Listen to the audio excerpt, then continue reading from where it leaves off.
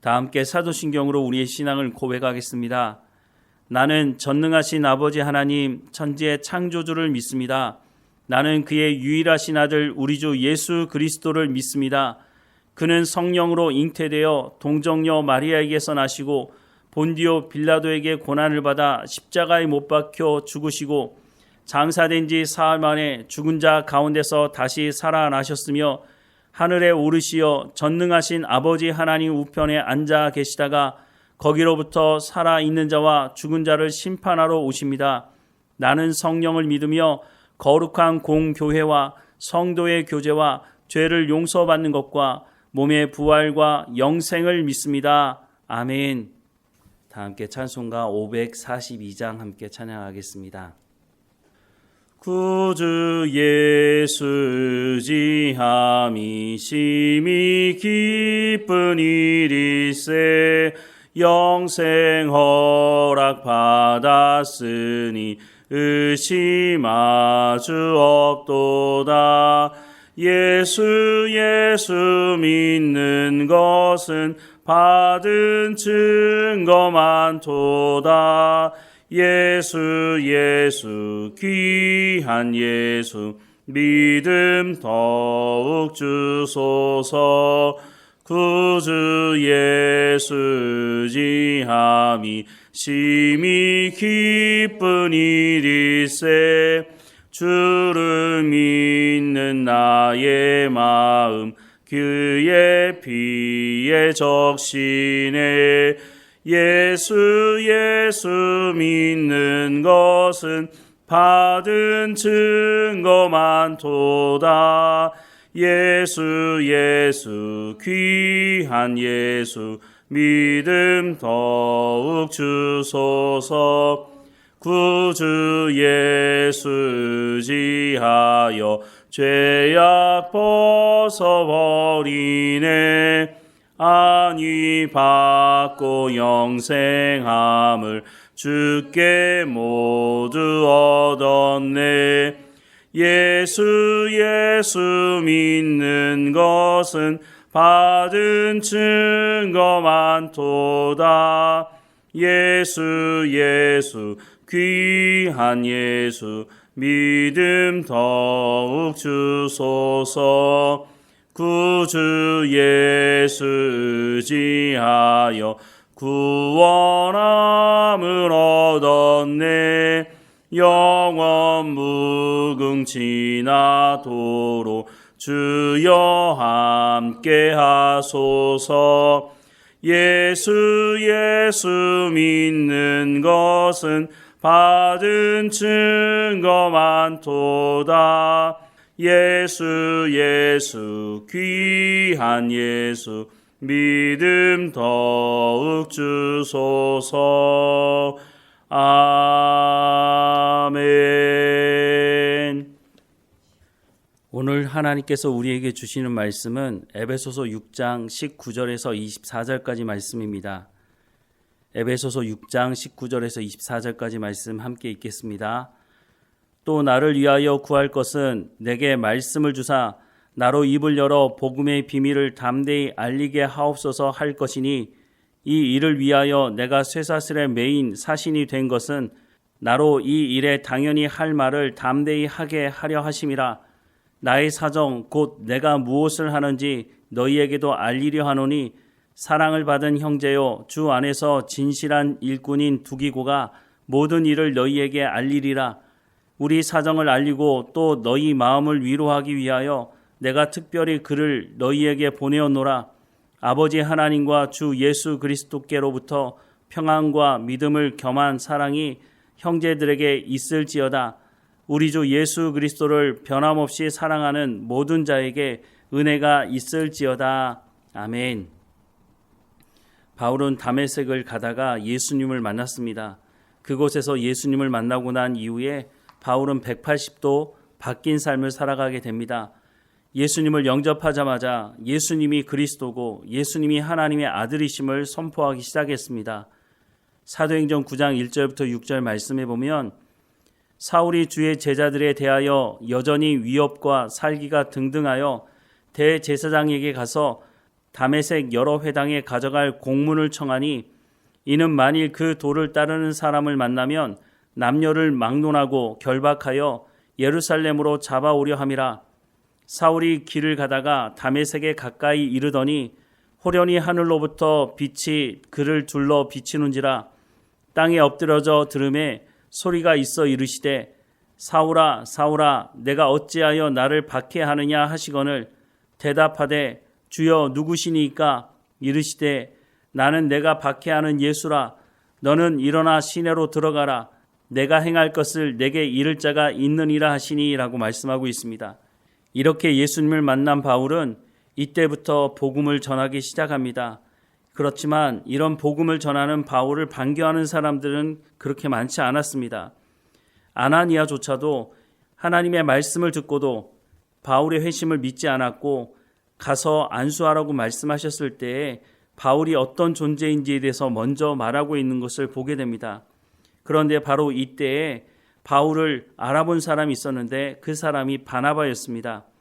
사도행전 9장 26절부터 30절 말씀을 보면 사울이 예루살렘에 가서 제자들을 사귀고자 하나 다 두려워하여 그가 제자됨을 믿지 아니하니 바나바가 데리고 사도들에게 가서 그가 길에서 어떻게 주를 보았는지와 주께서 그에게 말씀하신 일과 다메섹에서 그가 어떻게 예수의 이름으로 담대히 말하였는지를 전하니라.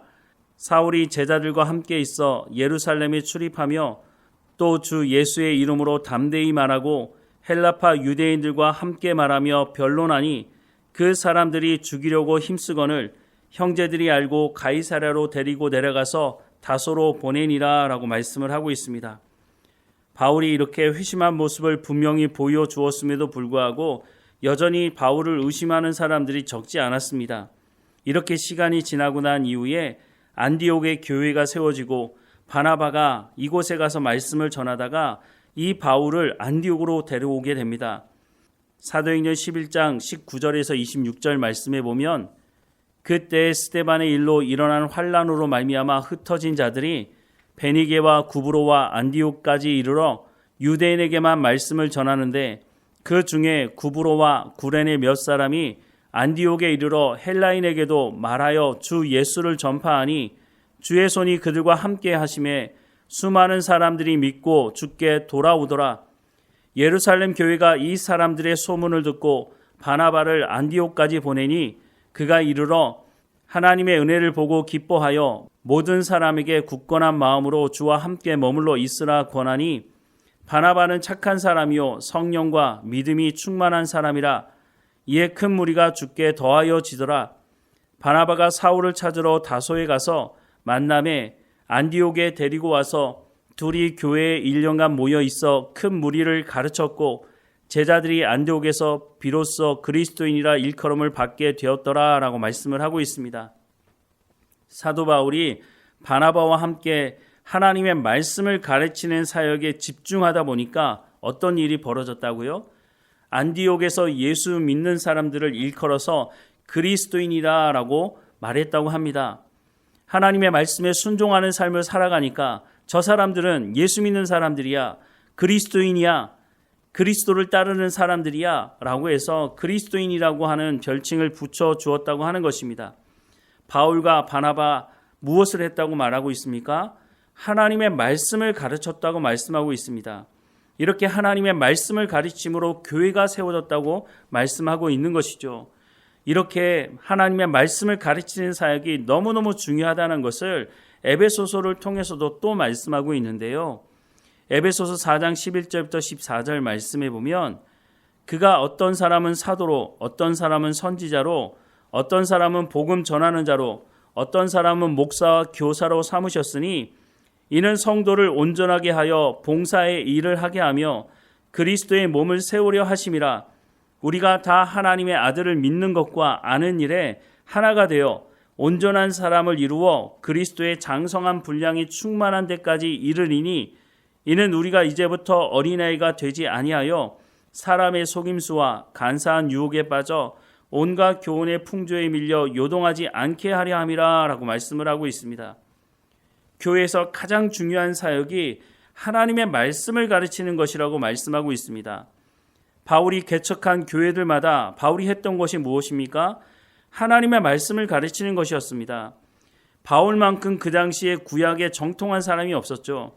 구약에서 약속하신 그 하나님의 약속의 말씀이 바로 예수 그리스도를 통해서 성취가 되었고, 그 예수 그리스도의 십자가 사건이 우리에게 구원함에 나아가는 길을 여셨다라고 하는 이 복음의 말씀을 전함으로 교회가 세워졌다는 것입니다. 그런데 문제는 바울이 한 곳에서 계속 머물며 하나님의 말씀을 전할 수 있는 상황이 아니었다는 거죠.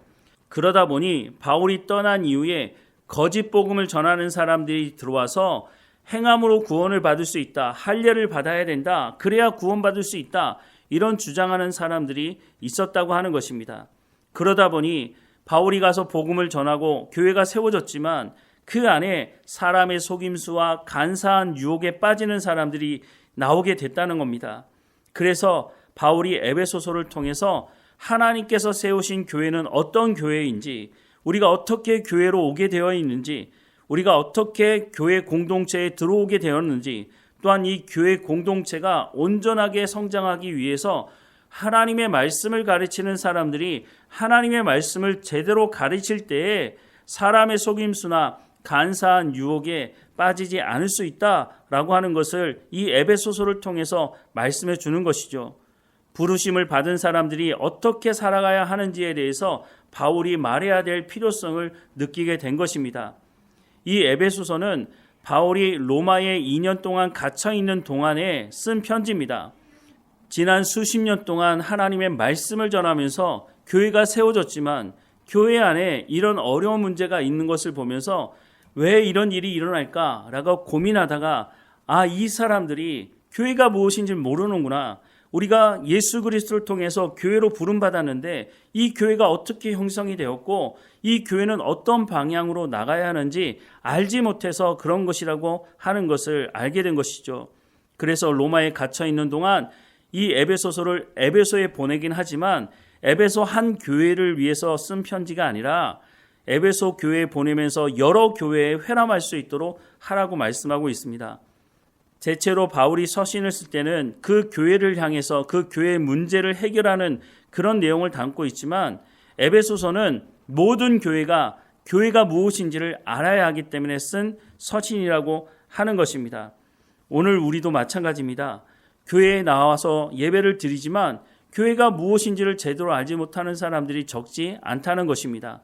그러다 보니 신앙생활을 한다고 모여서 자기의 기득권을 주장하고 자기 마음 맞는 사람들을 모아놓고 패거리를 만들고 교회를 분열시키는 일들이 일어나게 된다고 하는 것입니다. 오늘 이 시대에 우리가 하나님 앞에 부름받아서 교회 공동체를 이루고 있다면 이 에베소서를 통해서 교회가 무엇인지를 제대로 알고 또한 하나님의 말씀을 가르치는 교회이어야 한다는 것을 우리가 분명히 알아야 한다고 하는 것이죠.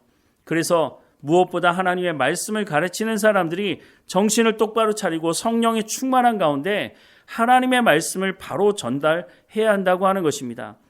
물론 예수님께서 이 땅에 오셔서 말씀을 전하셨음에도 불구하고 예수님을 십자가에 못 박아 죽이는 사람들도 있지만 하나님의 말씀을 듣고 회개하고 돌이키고 하나님이 기뻐하는 교회를 이뤄가는 사람들도 있다고 하는 것입니다.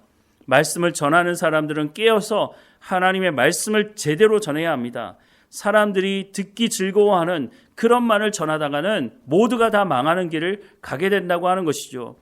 구약에 나오는 이스라엘 백성들이 자기 귀를 즐겁게 하는 그 말을 쫓아가다가 기복주의를 쫓아가고 성공과 출세와 풍요만 쫓아가다가 망하지 않았습니까? 오늘 우리가 교회로 부름받았다면 그것의 반면 교사를 삼아서 에베소서를 통해서 또한 말씀해 주시는 교회가 무엇인지, 교회로 부름받은 사람들은 어떻게 살아가야 하는지를 말씀해 주고 있으니 우리가 이 말씀에 귀를 기울여야 하고 또한 그 말씀대로 순종하는 삶을 살아가야 할 것입니다.